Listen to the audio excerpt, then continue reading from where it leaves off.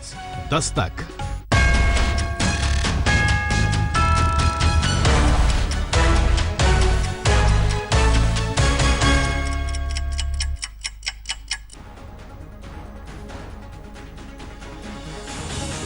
नमस्कार, मैं हूं पुण्य प्रसून वाजपेयी। सुप्रीम कोर्ट पर हर किसी की नजर है, खासतौर से तमिलनाडु की सियासत की नजर है। सुप्रीम कोर्ट कल सुबह 10:30 बजे फैसला सुनाएगी शशिकला को लेकर। शशिकला आय से ज्यादा संपत्ति का मसला और उसके बाद बहुत सारी लकीरें होंगी पन्नीरसेल्वम को लेकर कि वाह सीएम बने रहेंगे या नहीं बने रहेंगे, क्योंकि अगर फैसला खिलाफ में जाता है शशिकला के, तब शशिकला क्या करेंगी, इस पर भी हर किसी की नजर है। क्या वो पन्नीरसेल्वम की जगह किसी दूसरे नाम को सामने रख देंगी? तो बहुत सारे कयास हैं, इंतजार सुबह तक करना होगा। लेकिन दस्तक में बात आज इसकी नहीं होगी। दस्तक में बात आज कुछ अतीत की होगी। संयोग ऐसा है कि सांस्कृतिक स्ट्राइक तो हमने लिख दिया और शुरुआत भी आज इसी अंदाज में कर रहे हैं, क्योंकि आज वर्ल्ड रेडियो डे है। World radio day. तो आइए जरा अतीत के आश्रय मौजूदा वक्त के हालात को परखा जाए।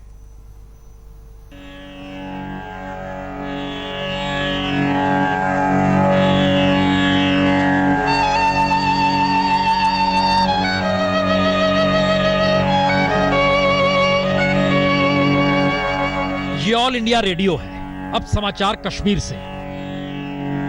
तो 87 बरस पहले जब ऑल इंडिया रेडियो बना तब खबरें कुछ इसी तरह से आती, क्योंकि तब हिंदुस्तान का विभाजन नहीं हुआ था। तो कश्मीर हिंदू मुस्लिम समुदाय दोनों के लिए जन्नत था। लेकिन रेडियो से निकलते टीवी युग में पाकिस्तान की जमीन से आतंक का जो मंजर बार बार घाटी में दस्तक देता है, ये तस्वीर उसी की है जो सबसे खतरनाक है।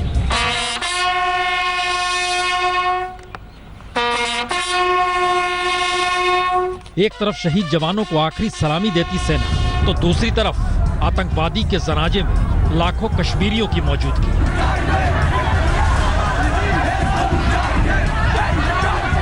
लेकिन इन तस्वीरों से इतर दिल्ली का रुख पाकिस्तान को लेकर है कौन सा, यह सवाल बार बार दस्तक दे रहा है, क्योंकि सर्जिकल स्ट्राइक हर भारतवासी को हिम्मत देता रहा।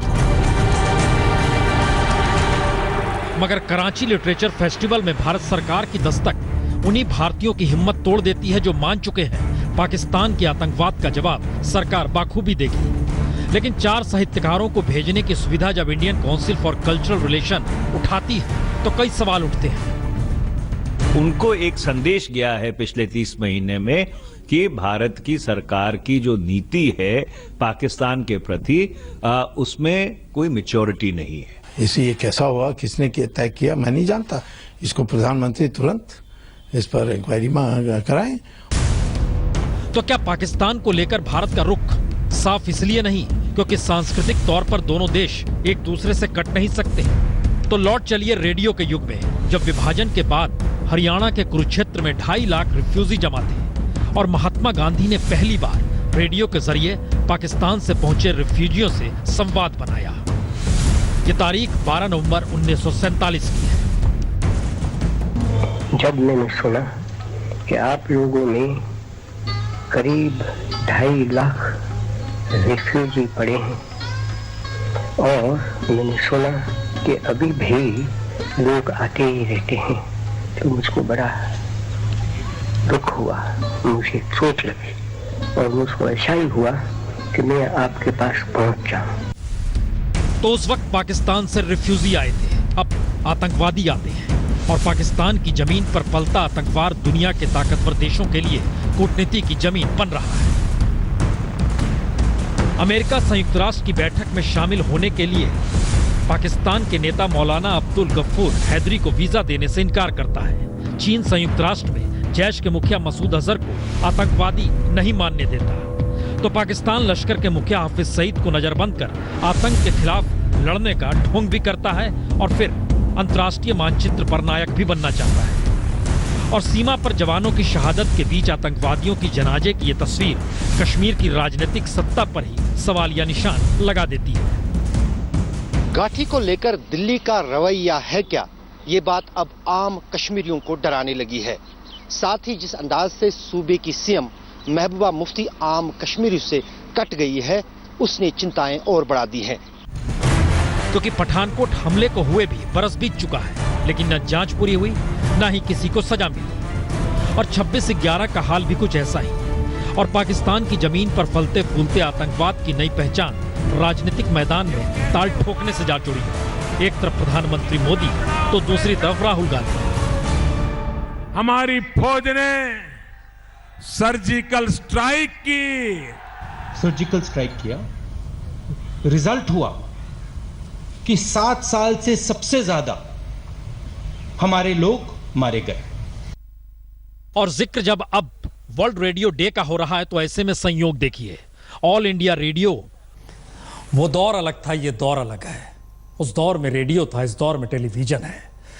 उस दौर में जो बात होती थी देश के लिए होती थी, अब मन की बात पे बातें जाके अटक भी जाती हैं। और शायद इसीलिए इससे पहले हमें सांस्कृतिक स्ट्राइक के जरिए इस बात का जिक्र चले कि दरअसल कराची का मतलब भारत के लिए क्या क्या है, उससे पहले जरा समझने की कोशिश कीजिए।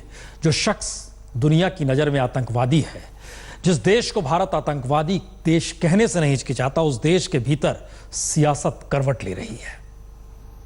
अगर आप मैदान में हैं तो इंशाअल्लाह हम आपके भाई, हम भी मैदान में हैं।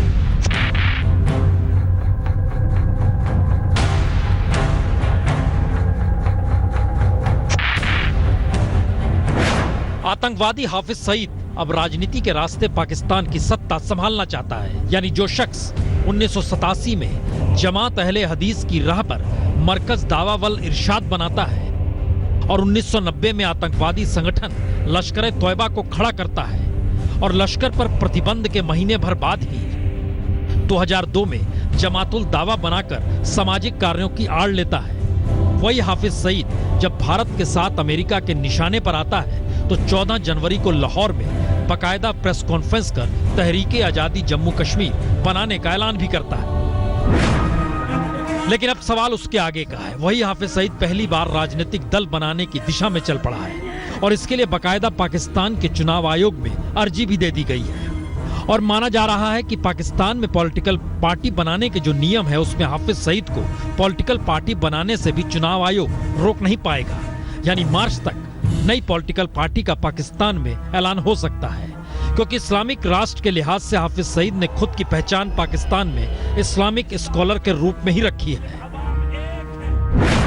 और महत्वपूर्ण तो यह भी है कि जनरल जियाउल हक की तानाशाही के दौर में हाफिज सईद बाकायदा university of engineering and technology में काउंसिल ऑफ इस्लामिक आइडियोलॉजी नियुक्त कर दिए गए थे। और उसी दौर में सऊदी अरब समेत तमाम अरब देशों की यात्रा के दौरान कट्टर इस्लाम के तौर पर आतंक की नींव हाफिज सईद ने रखी थी और वो लकीर अब भी मिटी नहीं है। और अब हाफिज सईद पाकिस्तान के भीतर कितना ताकतवर है इसका अंदाजा तो इससे भी लग सकता है कि 3 लाख का कैडर हाफिज सईद के पास है। 29 शहरों में हाफिज सईद का कार्यालय है। लाहौर, इस्लामाबाद, कराची समेत 9 बड़े शहरों में किसी भी राजनीतिक दल से ज्यादा बड़ा इंफ्रास्ट्रक्चर है। लेकिन खास बात यह है कि जिस तरह अमेरिका ने आतंक के नाम पर 7 देशों पर वीजा प्रतिबंध लगाया है और कल ही अमेरिका ने पाकिस्तान के जमाते उलेमा इस्लाम फजल के डिप्टी चेयरमैन मौलाना अब्दुल गफूर हैदरी को वीजा देने से इनकार किया है, उसके बाद से हाफिज सईद ने 3 मुद्दे उठा दिए हैं। पहला, मौजूदा राजनीतिक दलों के हाथों पाकिस्तान सुरक्षित नहीं है। दूसरा, अमेरिकी विरोधी देशों को एक करने का यही वक्त है। और तीसरा, पाकिस्तान को इस्लामिक देश के तौर पर ही काम करना चाहिए। लेकिन इन हालातों के बीच भारत की सबसे बड़ी मुश्किल यही है कि अभी तक पाकिस्तान की चुनी हुई सरकार को आतंकवाद खत्म करने या 26/11 से लेकर पठानकोट हमला करने वाले आतंकवादियों को सजा देने की गुहार तो वो लगा सकता था, संयुक्त राष्ट्र में भी सवाल खड़े कर सकता था, सार्क देशों के बीच भी नए तरीके की लामबंदी कर सकता था। लेकिन आने वाले वक्त में अगर हाफिज सईद के हाथ में ही पाकिस्तान की सत्ता की डोर होगी तो फिर भारत क्या करेगा? मोस्ट फेवरेट नेशन के तौर पर अब भी पाकिस्तान का नाम दर्ज है भारत में। सवाल यह है कि भारत की नीति पाकिस्तान को लेकर है क्या? हमने जब लिखा सांस्कृतिक स्ट्राइक तो हमारे जहन में कई सवाल थे। मसलन, क्या कराची लिटरेचर फेस्टिवल में पहला मौका ऐसा इसी वक्त क्यों आया जब ICCR ने 4 साहित्यकार लेखकों को तय किया कि उनका किराया वही देगा? पहली बार ऐसा मौका क्यों आया कि इस्लामाबाद में भारतीय दूतावास की तरफ से यह निमंत्रण भेजा गया 6 लोगों के नाम, उसमें से 4 को दिया गया, हालांकि जाने वाले लोग भारत की तरफ से 7 थे। बहुतेरे सवाल जहन में है, तो आइए जरा कराची भी समझ लीजिए, वहां सिर्फ लिटरेचर फेस्टिवल देखा जाए या कुछ और भी।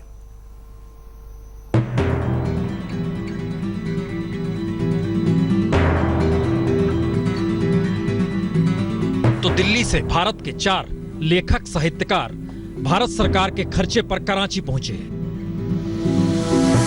और कराची से 2000 रुपए के नकली नोट बांग्लादेश होते हुए पश्चिम बंगाल के मालदा पहुंचे। तो पड़ोसी धर्म निभाते हुए विदेश नीति या कूटनीति कहती क्या है, जबकि सरकार कहीं आंकड़े कहते हैं 2014 से 16 के दौर में पाकिस्तान से 707 आतंकवादियों की घुसपैठ हो चुकी है। सर्जिकल स्ट्राइक के बाद 88 जवान शहीद हो चुके हैं और मोदी सरकार ने बार बार पाकिस्तान को आतंकी देश कहने में कोई हिचकिचाहट ना तो सड़क की रैली में की और ना ही संसद के भीतर। तो फिर कराची लिटरेचर फेस्टिवल के लिए साहित्यकारों को 1.25 लाख रुपए हवाई यात्रा के लिए क्यों दिए गए और इस्लामाबाद के भारतीय दूतावास ने कराची फेस्टिवल में रुचि दिखाई ही क्यों?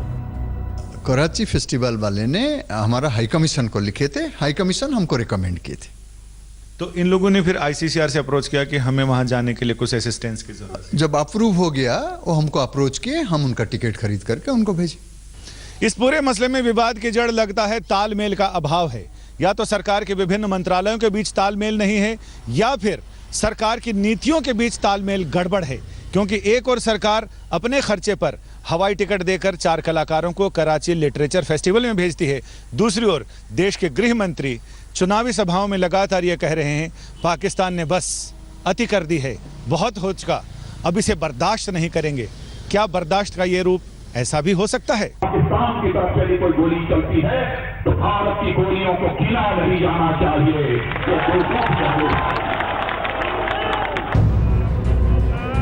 तो क्या वाकई पाकिस्तान को लेकर कोई ठोस नीति काम नहीं कर रही, या फिर पाकिस्तान का नाम लेकर आतंकवाद के खिलाफ लड़ते हुए सरकार दिखना भी चाहती है और साहित्यकारों को भेजकर कहीं ना कहीं एक संकेत बातचीत के देना भी चाहती है? क्योंकि 2000 के इन नोटों को ही देख लें, ये नकली नोट हैं जो पाकिस्तान में ही छपे हैं और बांग्लादेश के रास्ते भारत पहुंच रहे हैं। क्योंकि पुलिस ने पहली गिरफ्तारी 23 जनवरी को तब की जब 16 बरस के प्रियाउल शेख के पास से नकली 2000 रुपए का नोट मिला। दूसरी गिरफ्तारी 4 फरवरी को 44 बरस के दिगंबर मंडल के पास से तब की जब उनके पास से 2000 रुपए के नकली नोट मिले। और तीसरी गिरफ्तारी 8 फरवरी को 26 बरस के अजुर रहमान की तब की जब उनके पास से 2000 रुपए के नकली नोट मिले और सभी ने बताया नोट उस पार से आए हैं। তার বেসিসে ওকে অ্যারেস্ট করা হয়েছে আর ওকে আমরা ফরওয়ার্ড করছি, রিমান্ড নিচ্ছি और वो কোথায় থেকে এটা নোটগুলো পেয়েছে। यानी जो सवाल नोटबंदी से जुड़ा था कि नकली नोट हैं और नए नोट के बाद नकली नोट नहीं आएंगे, तो ऐसे में क्या सिर्फ नकली नोट की धरपकड़ जिस तरह मालदा और मुर्शिदाबाद में हुई, उसने ये सवाल भी खड़ा कर दिया कि पाकिस्तान से आने वाले आतंकवादी भी नकली नोट के साथ भारत में कहीं ना कहीं तो घुस ही रहे होंगे? हालांकि एनआईए जिनके पास से नकली नोट मिले हैं उनसे पूछताछ कर रही है, लेकिन बड़ा सवाल यह भी है कि नोटबंदी के बाद कश्मीर में 100 से ज्यादा आतंकवादी घुसपैठ हो चुकी है। यानी पाकिस्तान अपनी हरकत से बाज आ नहीं रहा और पाकिस्तान को लेकर भारत की ढुलमुल नीति पाकिस्तान को ही जमीन दे रही है। नोटबंदी के महज 3 महीने के अंदर पाकिस्तान में छपे हुए नोटों का बंगाल में बरामद होना ये सवाल उठाता है कि आखिरकार केंद्र सरकार की मंशा पर वो सफल हुई है या नहीं। वहीं दूसरी ओर पाकिस्तान की ओर से हो रही भारत में घुसपैठ पर जहां रोक लगाने की कवायद की जा रही है, तो वहीं दूसरी ओर कराची में हो रहे साहित्य उत्सव में भाग लेने की कोशिश भी की जा रही है। आखिरकार सवाल ये उठता है कि कथनी और करनी में कितना अंतर है। मालदा में भास्कर रॉय और कैमरा पर्सन चित्रभानु पाठक के साथ मनोज्ञा लोईवाल, कोलकाता, आज तक। जाहिर है ये ऐसे सवाल है जिनका जवाब खोजा जाए या ना खोजा जाए। ये इसलिए महत्वपूर्ण है क्योंकि ये देश के भीतर का नहीं, पड़ोसी देश पाकिस्तान को लेकर भारत की नीति क्या हो इसको लेकर, और कभी भी विदेश नीति या कूटनीति को लेकर भारत की राजनीति हमेशा एक सुर में बोलती रही है। बावजूद इसके उलझन तो है, और सांस्कृतिक स्ट्राइक का जब जिक्र हो रहा है तो पढ़ने पढ़ाने का जिक्र होगा ही। और आइए लिए चलते हैं आपको मध्य प्रदेश व्यापम। मैं मध्य प्रदेश की धरती से आया हूं, लेकिन खाली हाथ नहीं आया।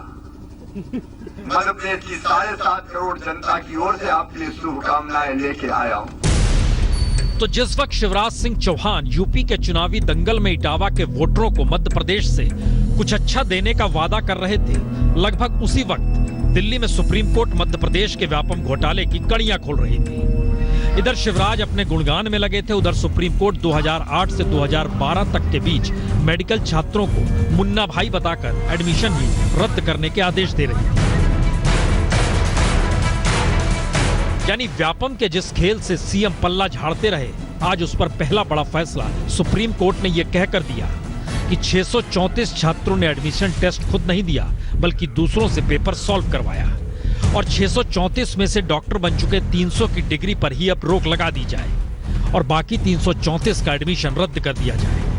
बच्चों की याचिकाएं खारिज हो गई हैं। कोर्ट ने अपना 142 के अंदर जो हमने कोर्ट से रिक्वेस्ट की थी पावर एक्सरसाइज करने की, जो सुप्रीम कोर्ट को कॉन्स्टिट्यूशन ऑफ इंडिया के अंदर मिलती हैं, वो कोर्ट ने एक्सरसाइज नहीं की है।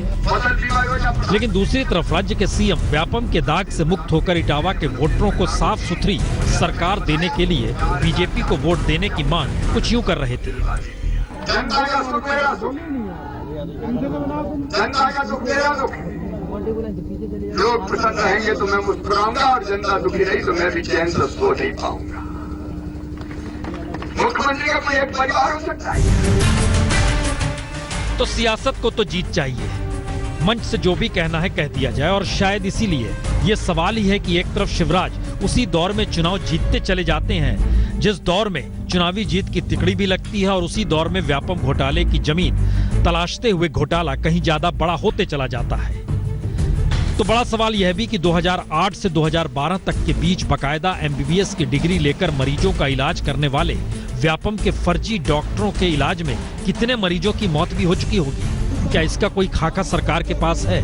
क्योंकि सरकार अब यह कहने से नहीं चूक रही कि आखिर सुप्रीम कोर्ट का दरवाजा भी तो उन्होंने ही खटखटाया। लेकिन इन हालातों पर हर कोई मौन है कि व्यापम के आगे एक वक्त शिवराज सरकार खामोश रही और हाईकोर्ट का फैसला भी व्यापम घोटाले को कटघरे में खड़ा नहीं कर पाया। तब रसूखदारों के फर्जीपन को पकड़ा सुप्रीम कोर्ट ने। और यहां सिर्फ मेडिकल की बात हो रही है, आगे तो इंजीनियरिंग से लेकर तमाम प्रोफेशनल कोर्स का अगर यही आलम है जिसका जिक्र लगातार विपक्ष और विसिल ब्लोअर कर रहे हैं, ऐसे में फर्जी डिग्री लेकर नौकरी करने वालों की तादाद कम से कम होगी तो 50,000। तमाम लकीरों के बीच भी राजनीति तो अपने मजे से चलती है और शायद इसीलिए इस दौर में महसूस कीजिए किन किन शब्दों का कौन कौन कैसे कैसे इस्तेमाल करने लगा है। नया शब्द प्रकाश करात ने दिया है, यह भी सुन लीजिए। हमारे देशवासी 8 नवंबर को कभी भूल नहीं पाएंगे। पिछले साल का 8 नवंबर,